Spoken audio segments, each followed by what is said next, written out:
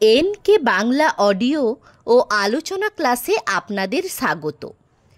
আজকে আমি পাঠ করব দশম শ্রেণীর সাহিত্য সঞ্চয়ন থেকে ঈশ্বরচন্দ্র বিদ্যাসাগরের লেখা প্রভাবতী সম্ভাষণ।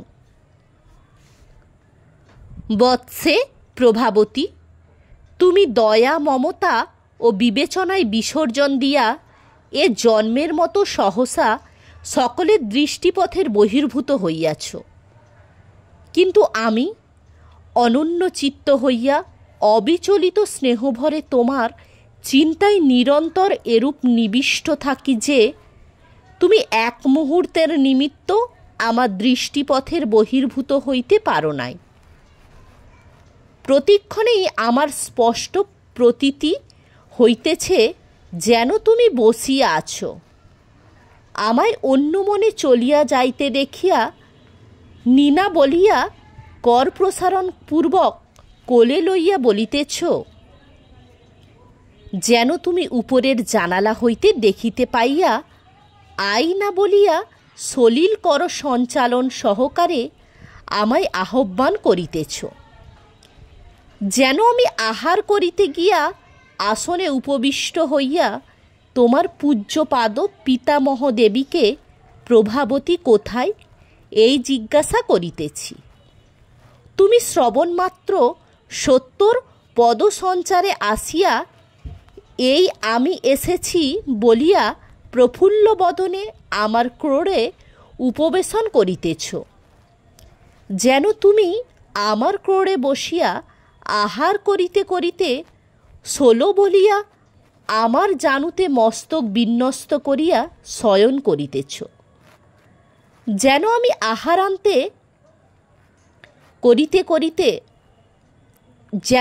আহারান্তে আসন হইতে উত্থিত হইবা মাত্র তুমি আমার সঙ্গে ঝগড়া করিতেছ, আর সকলে সাতিশয় আহ্লাদিত মনে সহাস্য বদনে শ্রবণ ও অবলোকন করিতেছেন।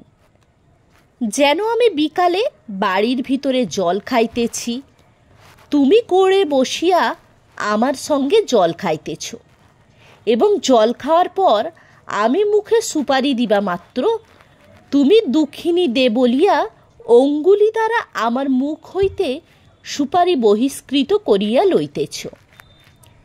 যেন তুমি বাহিরে আসিবার নিমিত্ত আমার ক্রোড়ে অবহরণ করিয়াছ এবং সিঁড়ি নামিবার পূর্বক্ষণে আমার চিবুক ধারণ পূর্বক আকুল চিত্তে বলিতেছ, নাফাসনি পড়ে যাব।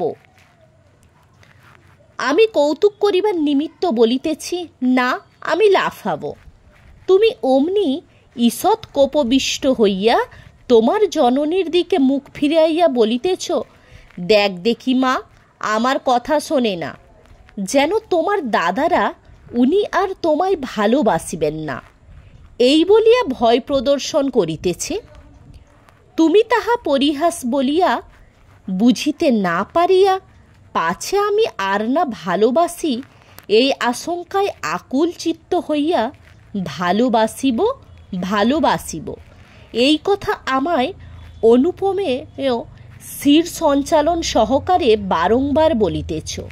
যেন আমি খাবো বলিয়া তোমায় মুখচুম্বনের নিমিত্ত আগ্রহ প্রদর্শন করিতেছি। তুমি এই খা বলিয়া ডাইনের গাল ফিরাইয়া দিতেছ, আমি ও খাবো না বলিয়া মুখ ফিরাইতেছি। তুমি তবে এই খা বলিয়া বামের গাল ফিরাইয়া দিতেছ, আমি ও খাবো না বলিয়া মুখ ফিরাইতেছি। অবশেষে তুমি আর কিছু না বলিয়া আপন অধর আমার অধরে অর্পিত করিতেছ। এই রূপে আমি সর্বক্ষণ তোমার অদ্ভুত মনোহর মূর্তি ও নিরতিশয় প্রীতিপদ অনুষ্ঠান সকল অবিকল প্রত্যক্ষ করিতেছি। কেবল তোমার কোলে লইয়া তোমার লাবণ্যপূর্ণ কোমল কলেবর পরিস্পর্শে শরীর অমৃত রসে অভিষিক্ত করিতে পারিতেছি না। দৈবযোগে একদিন দিবাভাগে আমার নিদ্রাবেশ ঘটিয়াছিল। কেবল সেই দিন সেই সময়ে ক্ষণকালের জন্য তোমায় পাইয়াছিলাম, দর্শন মাত্র আহ্লাদে অধৈর্য হইয়া অভূতপূর্ব আগ্রহ সহকারে করে লইয়া প্রগাঢ় স্নেহ ভরে বাহু দ্বারা পীড়নপূর্বক সজল নয়নে তোমার মুখচুম্বনে প্রবৃত্ত হইতেছি। এমন সময়ে এক ব্যক্তি আহ্বান করিয়া আমার নিদ্রাভঙ্গ করিলেন। এই আকস্মিক মর্মভেদী নিদ্রাভঙ্গ দ্বারা সেদিন যে বিষয় ক্ষোভ ও ভয়ানক মনস্তাপ পাইয়াছি তাহা বলিয়া ব্যক্ত করিব আর নহে। বৎসে, তোমার কিছুমাত্র দয়া ও মমতা নাই। যখন তুমি এত সত্তর চলিয়া যাইবে বলিয়া স্থির করিয়া রাখিয়াছিলে, তখন তোমার সংসারে না আসার সর্বাংশে উচিত ছিল। তুমি স্বল্প সময়ের জন্য আসিয়া সকলকে কেবল মর্মান্তিক বেদনা দিয়া গিয়াছ। আমি যে তোমার অদর্শনে কত যাতনা ভোগ করিতেছি তাহা তুমি একবারও ভাবিতেছ না। বৎসে, কিছুদিন হইল আমি নানা কারণে সাতিশয় শোচনীয় অবস্থার অবস্থাপিত হইয়াছি।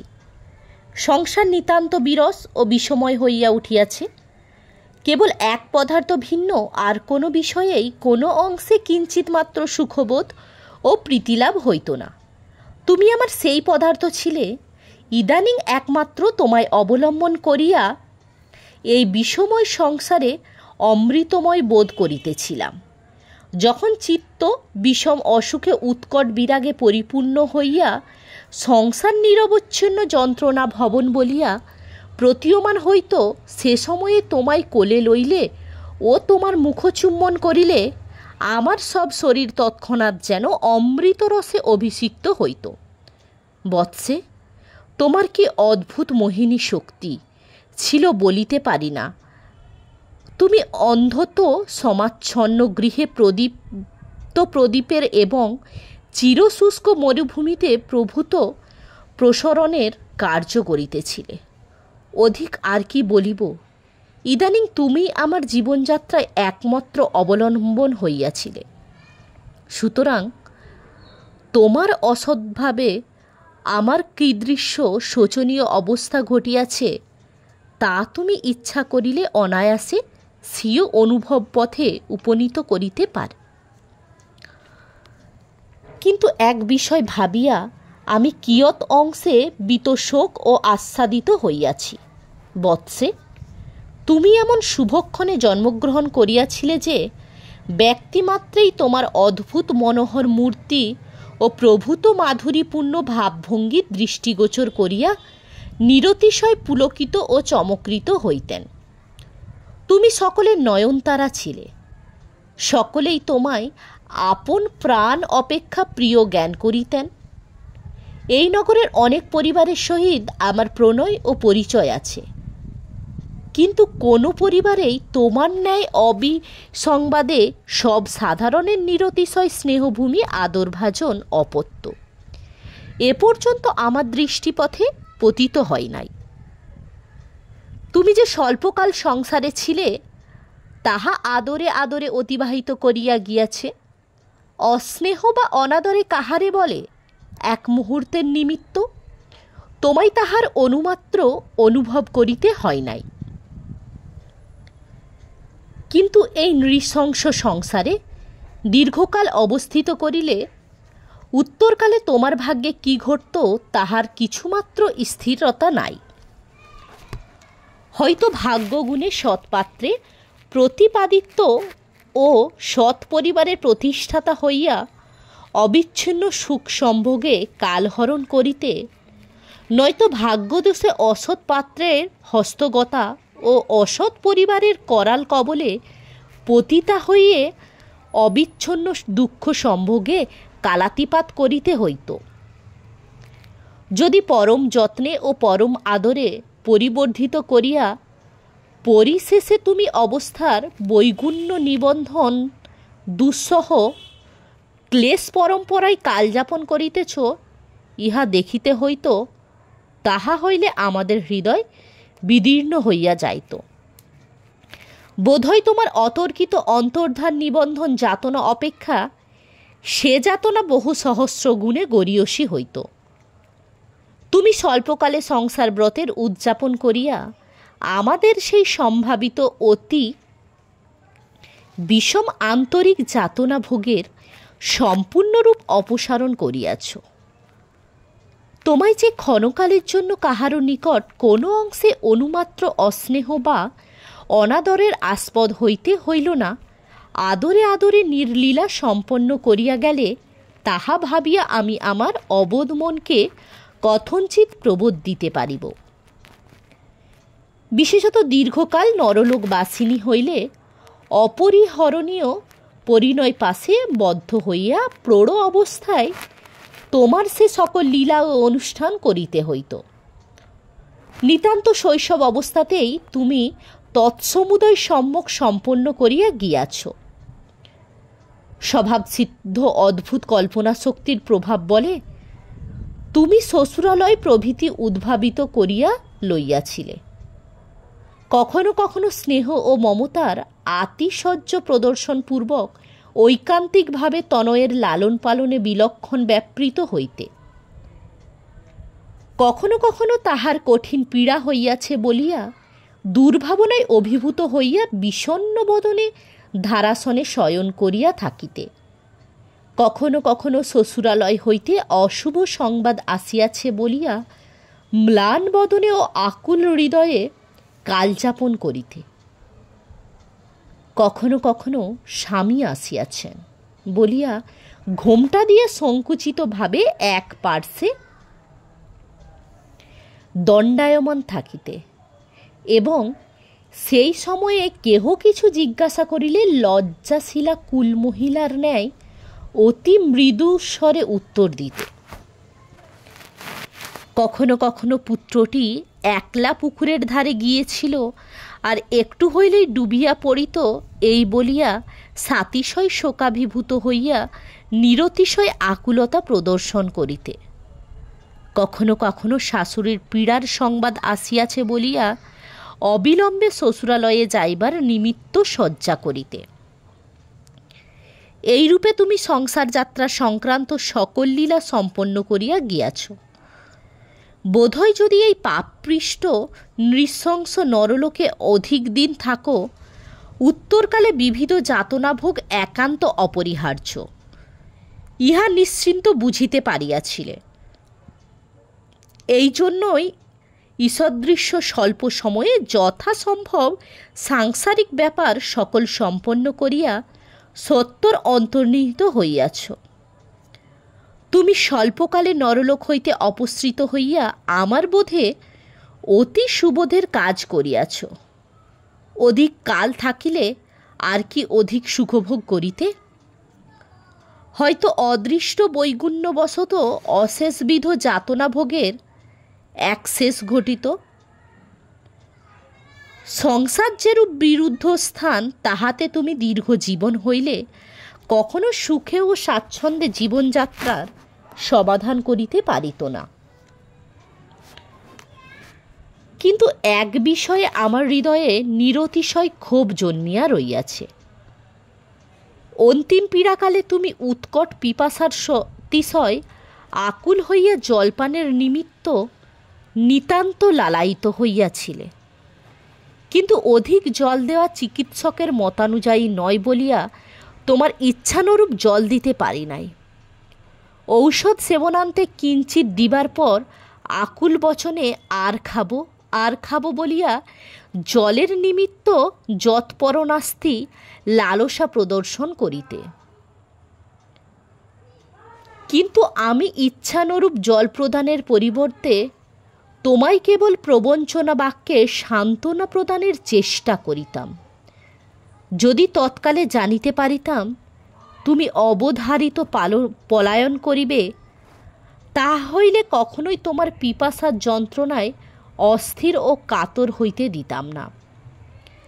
ইচ্ছানুরূপ জলপান করাইয়া নিঃসন্দেহে তোমার উৎকট পিপাসা নিবন্ধন অসহ্য যাতনার সর্বতোভাবে নিবারণ করিতাম। সে যাহা হইউক বৎস, তুমি উৎকট পিপাসায় সাতিশয় আকুল হইয়া জল প্রার্থনাকালে আমার দিকে বারংবার যে কাতর দৃষ্টিপাত করিয়াছিলে, তাহা আমার হৃদয়ে বিষদিগ্ধ শল্যের ন্যায় চিরদিনের নিমিত্ত হইয়া রইয়াছে। যদি তোমার সকল কাণ্ড বিস্তৃত হয়, ওই মর্মভেদী কাতর দৃষ্টিপাত এক মুহূর্তের নিমিত্ত আমার স্মৃতিপথ হইতে অপসারিত হইবেক না। যদি তাহা বিস্তৃত হইতে পারি, তাহা হইলে আমার মতন পামর ও পাষণ্ড ভূমণ্ডলে আর নাই। বৎসে, আমি যে তোমার আন্তরিকভাবে ভালোবাসিতাম তাহা তুমি বিলক্ষণ জানো, আর তুমি যে আমায় আন্তরিকভাবে ভালোবাসিতে তাহা আমি বিলক্ষণ জানি। আমি তোমায় অধিকক্ষণ না দেখিলে যার পর্ণায় অসুখী ও উৎকণ্ঠিত হইতাম, তুমিও আমায় অধিকক্ষণ না দেখিতে পাইলে যার পর্ণায় অসুখী ও উৎকণ্ঠিত হইতে। এবং আমি কোথায় গিয়াছি, কখন আসিব, আসিতে এত বিলম্ব হইতেছে কেন, অনুবীক্ষণে এই অনুসন্ধান করিতে। এক্ষণে এতদিন তোমায় দেখিতে না পাইয়া আমি অতি বিষম অসুখে কালযাপন করিতেছি। কিন্তু তুমি এতদিন আমায় না দেখিয়া কিভাবে কালযাপন করিতেছ, তাহা জানিতে পারিতেছি না। বৎসে, যদি তুমি নিতান্ত নির্মম হইয়া এ জন্মের মতো অন্তর্হিত হইয়া এবং আমার নিমিত্ত আকুল চিত্ত হইয়াছে কিনা জানিতে পারিতেছ না, আর হয়তো এতদিনে আমার সম্পূর্ণরূপে বিস্মৃত হইয়াছ, কিন্তু আমি তোমার কস্মিন কালেও বিস্মৃত হইতে পারিব না। তোমার অদ্ভুত মনোহর মূর্তি চিরদিনের নিমিত্ত আমার চিত্রপটে চিত্রিত থাকিবে। কালক্রমে পাছে তোমায় বিস্মৃত হয়, এই আশঙ্কায় তোমার যার পর চিত্ততারিণী ও চমৎকারিণী লীলা সংক্ষেপে লিপিবদ্ধ করিলাম, সতত পাঠ করিয়া তোমায় সর্বক্ষণ স্মৃতিপথে জাগরূক রাখিব। তাহা হইলে আর আমার তোমায় বিস্মৃত হইবার অনুমাত্র আশঙ্কা রহিল না। বৎসে, তোমায় আর অধিক বিরক্ত করিব না। একবার বা একমাত্র বাসনা ব্যক্ত করিয়া বিরত হই। যদি তুমি পুনরায় নরলোকে আবির্ভূত হও, দোহাই ধর্মের এইটি করিও, যাহারা তোমার স্নেহপাশে বদ্ধ হইবেন, যেন তাহাদিগকে আমাদের মতো অবিরত দুধসহ শোকদহনে দগ্ধ হইয়া যাবজ্জীবন যাতনভোগ করিতে না হয়।